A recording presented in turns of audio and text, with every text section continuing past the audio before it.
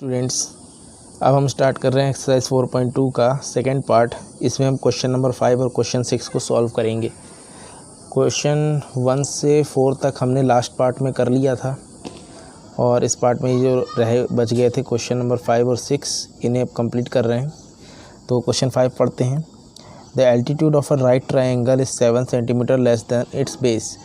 एक right angle triangle है, उसका जो बेस है उससे 7 सेंटीमीटर कम हमारी परपेंडिकुलर है हाइट, और हाइपोटेन्यूज 13 सेंटीमीटर है।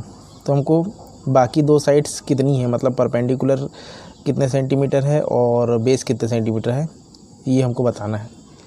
तो चलिए फाइंड करते हैं। तो एक्सरसाइज 4.2 में क्वेश्चन नंबर 5 है। तो इसमें हमको एक राइट एंगल ट्राइंगल सबसे पहले बनाना पड़ेगा ऐसे, और इसमें बताया है कि जो हाइट है यानी कि जो परपेंडिकुलर है ये 7 सेंटीमीटर लेस है बेस से। तो पहले तो बेस पता होना चाहिए, तो बेस को हम x मान लेंगे और परपेंडिकुलर जो है ये बेस से 7 सेंटीमीटर कम है, मतलब ये x - 7 हो जाएगी।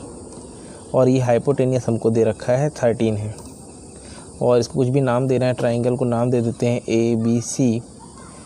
तो अब इसमें हमको लेट करना पड़ेगा, let the base of right angle triangle be x centimetres. Base हमने मान लिया x है, तो हाइट क्या हो जाएगी परपेंडिकुलर। द परपेंडिकुलर, एल्टीट्यूड और परपेंडिकुलर सेम चीज़ है। परपेंडिकुलर इज इक्वल टू क्या हो जाएगा x - 7 सेंटीमीटर, और हाइपोटेनियस दिया है, हाइपोटेनियस 13 सेंटीमीटर दिया है। तो पाइथागोरस थ्योरम लगाएंगे सबसे पहले। तो इसमें अपन in triangle ABC AC square is equal to AB square plus BC square, यहाँ पे लिख दीजिएगा बाय पाइथागोरस थ्योरम।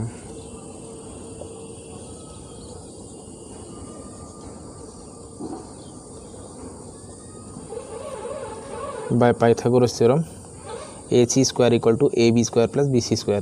तो AC हमको 13 दिया है, 13 का square is equal to AB हमारी जो है परपेंडिकुलर है, जो कि x - 7 लिया था हमने, यहाँ पर AB x - 7 लिया था, इसका होल स्क्वायर प्लस बेस को माना था x, तो x का स्क्वायर। इसको सॉल्व करेंगे, ये हो जाएगा 169 इज इक्वल टू, यहाँ पर a - b whole square formula open करेंगे तो x स्क्वायर माइनस 2ab होता है, तो 2 × 7 × x प्लस b का स्क्वायर प्लस ये x स्क्वायर।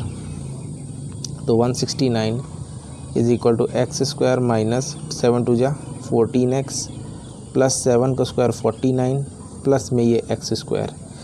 तो ये हो जाएगा x square plus x square हमारा 2x square minus 14x plus 49 is equal to 169। 49 को यहाँ पर लाके ट्रांसपोज कर देंगे, तो ये हो जाएगा 169 minus 49 is equal to 2x square minus 14x।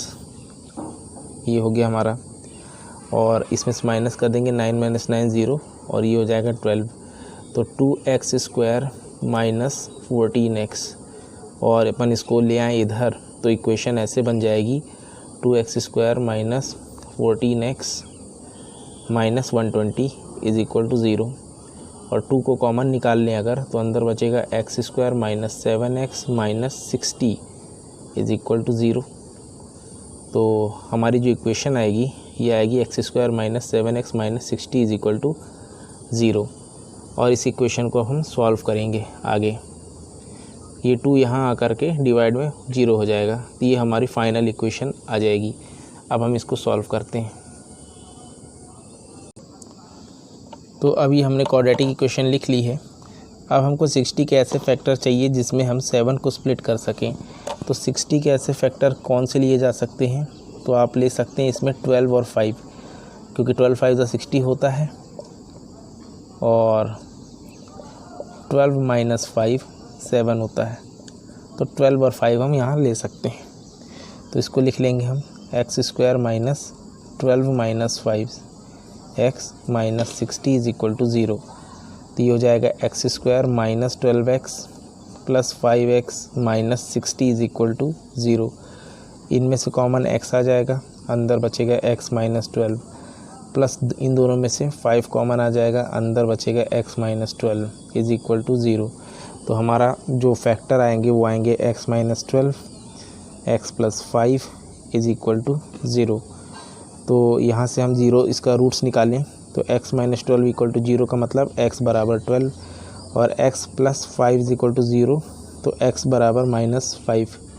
तो ये जो माइनस का 5 आया है इसको इग्नोर कर देंगे या निगलेक्ट कर देंगे, क्योंकि इसमें ट्राइंगल के जो भी डायमेंशंस होंगे, चाहे बेस हो चाहे वो हाइट हो, नेगेटिव नहीं हो सकती। तो हमको पॉजिटिव वैल्यू को कंसीडर करना है यहाँ पर। तो x हमारा क्या था, बेस हमने लेट किया था स्टार्टिंग में, बेस हमने माना था x जो कि आ गया 12 सेंटीमीटर, और एल्टीट्यूड बोलें या परपेंडिकुलर बोलें तो इसको हमने लेट किया था x माइनस 7। तो x हमारा 12 आया, 12 माइनस 7 ये आ गया 5 सेंटीमीटर्स। मतलब परपेंडिकुलर आपका ये जो वैल्यू है ये आई आपकी 5 सेंटीमीटर, परपेंडिकुलर 5 है, और ये बेस आया 12 सेंटीमीटर। यही हमको फाइंड करना था इस क्वेश्चन में। आई होप आप लोगों को ये क्वेश्चन समझ में आ गया होगा। अब हम चलते हैं 6th क्वेश्चन पर। अब हम देख रहे हैं क्वेश्चन नंबर 6। काफ़ी बड़ा क्वेश्चन है, पढ़ते हैं इसे क्या लिखा है। लिखा है कि एक cottage industry produces a certain number of pottery articles in a day. मतलब एक कॉटेज इंडस्ट्री है और वो पॉटरी आर्टिकल्स यानी कि मिट्टी के आपके खिलौने वगैरह या बर्तन जो भी कह लें, इसको बनाती है। और and it was observed on a particular day that cost of production of each article. किसी पर्टिकुलर डे ये ऑब्जर्वेशन हुई कि जो कॉस्ट है हर आर्टिकल की, प्रत्येक आर्टिकल की, एक आर्टिकल की जो भी कॉस्ट है वो 3 more than twice the number of articles produce in a day. वो जितने आर्टिकल्स एक दिन में बनाए गए उसको अगर ट्वाइस कर दें, 2 टाइम्स कर दें। समझिएगा बात को, यहाँ क्वेश्चन को ध्यान से, कि आपके जितने भी आर्टिकल्स हैं, मान लीजिए अगर x आर्टिकल है और उसका 2 टाइम्स कर दें मतलब 2x, और उसमें हम 3 को और ऐड कर दें तो हमको कॉस्ट मिल जाएगी आर्टिकल की। और यहाँ पे कह रहा है आगे, if the total cost of production on the day was 90, मतलब जो टोटल कॉस्ट है प्रोडक्शन की उस पर्टिकुलर डे पे वो 90 थी। Then find the number of articles produced and the cost of each article. तो हमें बताना कितने आर्टिकल्स बनाए गए और हर आर्टिकल का कॉस्ट कितना था। तो चलिए इसको अपन सॉल्व कर लेते हैं। तो 6th में आप ले लीजिएगा, लेट करेंगे, ये let the number of articles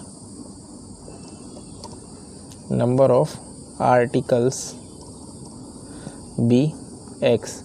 मतलब हमने x आर्टिकल्स बनाए, x खिलौने बनाए, और इनकी कॉस्ट क्या मान लेंगे, एंड द कॉस्ट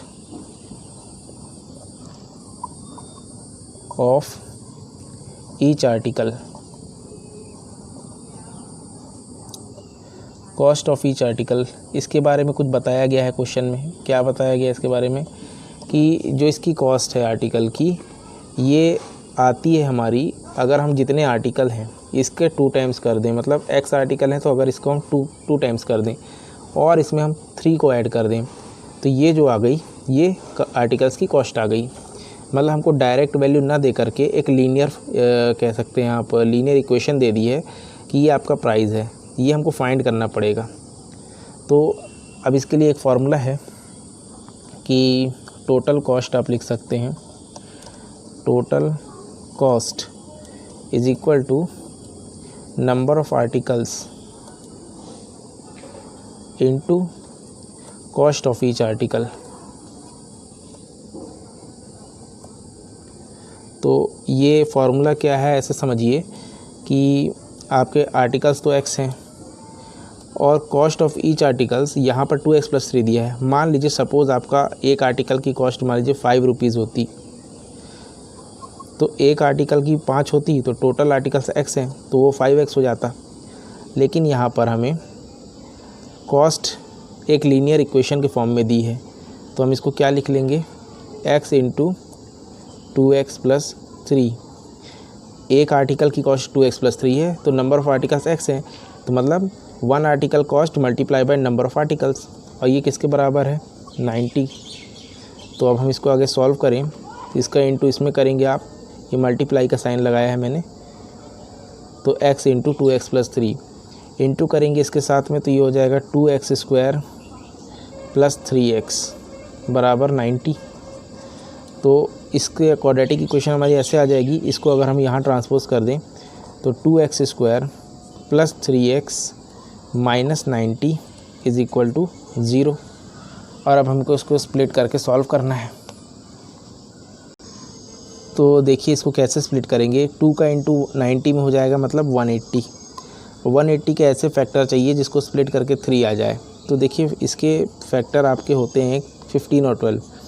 15 और 12 इंटू करके 180 आता है, और 15 माइनस 12 करके 3 आता है। तो 15 और 12 हम इसमें ले लेंगे, तो ये हो जाएगा 2x square plus 15 minus 12x minus 90 is equal to 0।